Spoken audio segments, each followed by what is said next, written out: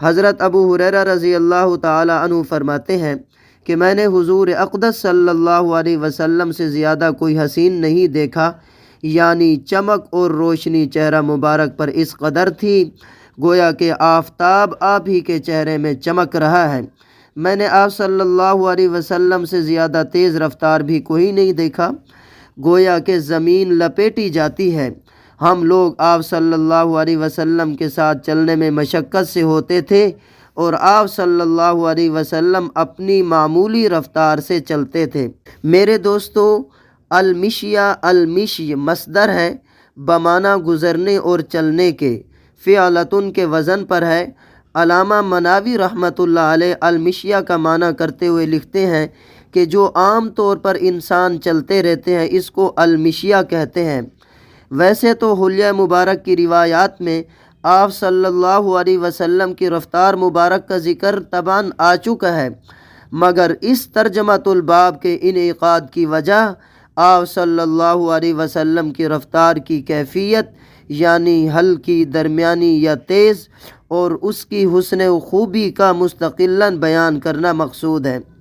میرے دوستو، ما رأیت شیئا احسن من رسول اللہ صلی اللہ علیہ وسلم، شیئا کی تنوین تنکیر کے لیے ہے، اور نکرہ جب تحت النفی ہو تو عموم کا فائدہ دیتا ہے۔ اب یہاں تخصیص نہیں ہو سکتی، یعنی کوئی خاص انسان مراد نہیں ہوگا، بلکہ مطلب یہ ہے کہ میں نے کائنات کی کوئی چیز بھی آپ صلی اللہ علیہ وسلم سے زیادہ حسین نہیں دیکھی، بلکہ آپ صلی اللہ علیہ وسلم ہی کائنات کی ہر چیز سے زیادہ خوبصورت تھے۔ والمعنی انہ احسن مما عداہ، آپ صلی اللہ علیہ وسلم اپنے ما سوا سب چیزوں سے زیادہ خوبصورت تھے۔ سبحان اللہ۔ باقی حدیث پاک میں الفاظ آ رہے ہیں کأن الشمس تجری فی وجہہ، گویا سورج آپ صلی اللہ علیہ وسلم کے چہرہ انور میں چل رہا ہے، یعنی چمک رہا ہے۔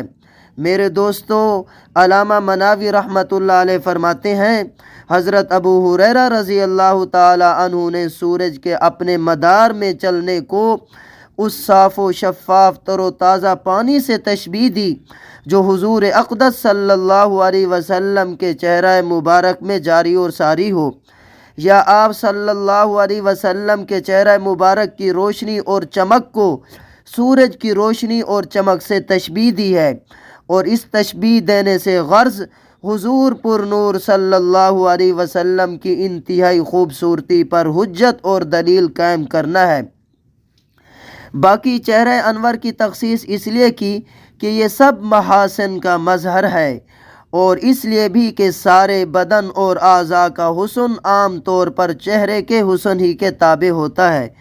وَيُحْتَمَلُ أَن يَكُونَ مِن تَنَاهِ التَّشْبِيهِ بِجَعْلِ وَجْهِهِ مَقَرًّا وَمَكَانًا لِلشَّمْسِ، اور یہ بھی احتمال ہے کہ یہ تناہی فی التشبیہ کے قبیل سے ہو۔ کیا مطلب ہوتا ہے تناہی فی التشبیہ کا؟ اس کا مطلب یہ ہوتا ہے کہ مشبہ کو عین مشبہ بھی سے تعبیر کر دینا، یعنی حضور اقدس صلی اللہ علیہ وسلم کے چہرہ مبارک کو سورج کی قیام گاہ قرار دیا جائے، جس کی تائید ربیع بنت معوذ رضی اللہ تعالی عنہ کے اس ارشاد سے ہوتی ہے لو رأیتہ لرأیت الشمس طالعہ، کہ اگر آپ لوگ حضور صلی اللہ علیہ وسلم کو دیکھتے تو ایسے ہی دیکھتے جیسے سورج نکلا ہوا ہے۔ سبحان اللہ۔ میرے دوستو، ام المؤمنین حضرت عائشہ رضی اللہ عنہا نے بے تکلفی کے ایک موقع پر بڑے لطیف انداز سے حضور صلی اللہ علیہ وسلم کو دور جاہلیت کے مشہور شاعر ابو کبیر حضلی کے کہے ہوئے رنگ تغزل سے مملوء اس شعر کا مصداق ٹھہرایا ہے۔ وہ بیان فرماتی ہیں کنت قاعدۃ اغزل، کہ میں سود کاٹ رہی تھی، والنبی صلی اللہ علیہ وسلم یخصف نعلہ، حضور صلی اللہ علیہ وسلم اپنے نعل مبارک کو سی رہے تھے، اس کی مرمت فرما رہے تھے۔ فجعل جبینہ یعرق وجعل عرقہ یتولد نورا، کہ آپ صلی اللہ علیہ وسلم کی پیشانی مبارک سے پسینہ بہنے لگا اور اس سے نور پھوٹنے لگا، پس میں اس حسین منظر کو دیکھ کر متحیر ہو گئی۔ فنظر الی رسول اللہ صلی اللہ علیہ وسلم فقال ما لک یا عائشۃ بہتی۔ رسول اللہ صلی اللہ علیہ وسلم نے میری طرف دیکھا اور فرمایا، اے عائشہ کیا ہوا، تم متحیر سی ہو گئی ہو، حیرت میں پڑ گئی ہو۔ قلت جعل جبینک یعرق وجعل عرقک یتولد نورا ولو رآک ابو کبیر الہذلی لعلم انک احق بشعرہ۔ میں نے عرض کی، یا رسول اللہ، آپ کی پیشانی مبارک سے پسینہ ٹپک رہا ہے اور پسینے سے نور پھوٹ رہا ہے۔ اگر عرب کا مشہور شاعر ابو کبیر حذلی اس وقت آپ صلی اللہ علیہ وسلم کو دیکھ لیتا تو وہ جان جاتا اور اقرار کر لیتا کہ اس کے شعر کے اصل مصداق آپ صلی اللہ علیہ وسلم کی ذات اکمل و احسن ہے۔ سبحان اللہ۔ قال وما یقول ابو کبیر الحذلی۔ آپ صلی اللہ علیہ وسلم نے استفسار فرمایا، اے عائشہ، ابو کبیر حذلی کیا کہتا ہے؟ قالت قلت یقول۔ سیدہ عائشہ صدیقہ رضی اللہ عنہ فرماتی ہیں، میں نے عرض کی، وہ کہتا ہے، فَإِذَا نَظَرْتَ إِلَىٰ أَسِرَّةِ وَجْهِهِ بَرَقَتْ كَبَرْقِ الْعَارِضِ الْمُتَهَلِّلِ۔ فَإِذَا نَظَرْتَ إِلَىٰ أَسِرَّةِ وَجْهِهِ بَرَقَتْ كَبَرْقِ الْعَارِضِ الْمُتَهَلِّلِ۔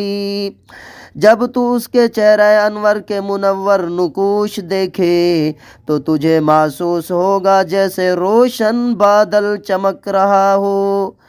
جب تو اس کے چہرہ انور کے منور نقوش دیکھے تو تجھے محسوس ہوگا جیسے روشن بادل چمک رہا ہو۔ سبحان اللہ۔ میرے دوستو، حضرت جابر بن سامرہ رضی اللہ تعالی عنہ فرماتے ہیں کہ میں تقریباً 100 مرتبہ آپ صلی اللہ علیہ وسلم کی مجلس میں بیٹھا اور 1000 نمازیں آپ کے پیچھے پڑھیں۔ فرماتے ہیں، ایک مرتبہ اللہ کے نبی صلی اللہ علیہ وسلم مسجد نبوی کے صحن میں ممبر پر بیٹھے ہوئے تھے، چاندنی رات تھی اور آپ صلی اللہ علیہ وسلم نے سرخ دھاری دار حلہ پہنا ہوا تھا۔ کبھی میں چاند کو دیکھتا اور کبھی آپ صلی اللہ علیہ وسلم کو دیکھتا۔ لَهُوَ عِنْدِي أَحْسَنُ مِنَ الْقَمَرِ۔ اللہ کی قسم، آپ صلی اللہ علیہ وسلم میرے ہاں چاند سے زیادہ حسین تھے۔ سبحان اللہ۔ میرے دوستو، آپ صلی اللہ علیہ وسلم کا حسن و جمال پوری کائنات سے سب سے زیادہ بڑھ کر تھا، اور کسی کو اتنا حسن و جمال نہیں دیا گیا جتنا حضور صلی اللہ علیہ وسلم کو دیا گیا۔ چہرہ انور آپ صلی اللہ علیہ وسلم کا حسن و جمال حد کمال تک پہنچا ہوا تھا۔ مجھے زکوٰۃ عنایت فرمائیں کیونکہ میں مسکین ہوں، فقیر ہوں، یعنی چونکہ آپ صلی اللہ علیہ وسلم کے حسن علوم نبوت وغیرہ میں کمال ہی ہے، اس لیے مجھے بھی معرفت الہی سے کچھ بطور زکوٰۃ عطا فرما دیجئے۔ یہ التجا ہے، یہ عرض ہے۔ آگے حدیث پاک میں الفاظ آ رہے ہیں، وَمَا رَأَيْتُ أَحَدًا أَسْرَعَ فِي مِشْيَتِهِ مِن رسول اللہ صلی اللہ علیہ وسلم۔ آپ صلی اللہ علیہ وسلم کی رفتار مبارک کس قدر تیز تھی، کأنما الارض تطوی لہ، گویا زمین آپ کے لیے لپیٹی جا رہی ہے۔ اے تجمع وتجعل مطویۃ تحت قدمی، یعنی ساری زمین کو اکٹھا اور لپیٹ کر آپ صلی اللہ علیہ وسلم کے قدموں میں ڈالا گیا۔ اقتراض کا معنی توجہ کرنا۔ میرے دوستو، اقتراض کا استعمال ہمیشہ نفی کے ساتھ آتا ہے، اس بات کے ساتھ قلیل و نادر استعمال ہوتا ہے۔ غیر مقترث بمعنی بغیر کوشش و توجہ کے۔ ملا علی قاری رحمۃ اللہ علیہ نے اس کا معنی غیر مبالن سے کیا ہے۔ خلاصہ بات یہ نکلا کہ آپ صلی اللہ علیہ وسلم کے چلنے میں تیز رفتاری کے کمال کی وجہ سے تھی، نہ قصداً محنت و مشقت اور جلدی سے چلنے میں۔ آپ صلی اللہ علیہ وسلم میانہ روی سے چلتے تھے، تب بھی صحابہ کرام رضوان اللہ علیہم اجمعین آپ کی رفتار کو نہیں پہنچ سکتے تھے۔ میرے دوستو، آخر میں آپ سے گزارش یہ ہے، یہ حضور اقدس صلی اللہ علیہ وسلم کے شمائل ہیں، ثواب کی نیت سے پہلے کی طرح شیئر کر دیجئے گا۔ نیز آپ کو کوئی بھی دینی مسئلہ درپیش ہو وہ بھی استفسار کر سکتے ہو۔ مفتی محمد افضل اوفی۔ بسم اللہ الرحمن الرحیم۔ باب ما جاء فی مشیت رسول اللہ صلی اللہ علیہ وسلم۔ یہ باب ہے حضور اقدس صلی اللہ علیہ وسلم کی رفتار مبارک کے تذکرہ میں۔ وبی قال حدثنا قتیبۃ بن سعید قال حدثنا ابن لہیعۃ عن ابی یونس عن ابی ہریرہ رضی اللہ تعالی عنہ وعنہم قال ما رأيت شيئا أحسن من رسول الله صلى الله عليه وسلم كأن الشمس تجري في وجهه وما رأيت أحدا أسرع في مشيته من رسول الله صلى الله عليه وسلم كأنما الأرض تطوى له إنا لنجهد أنفسنا وإنه لغير مكترث۔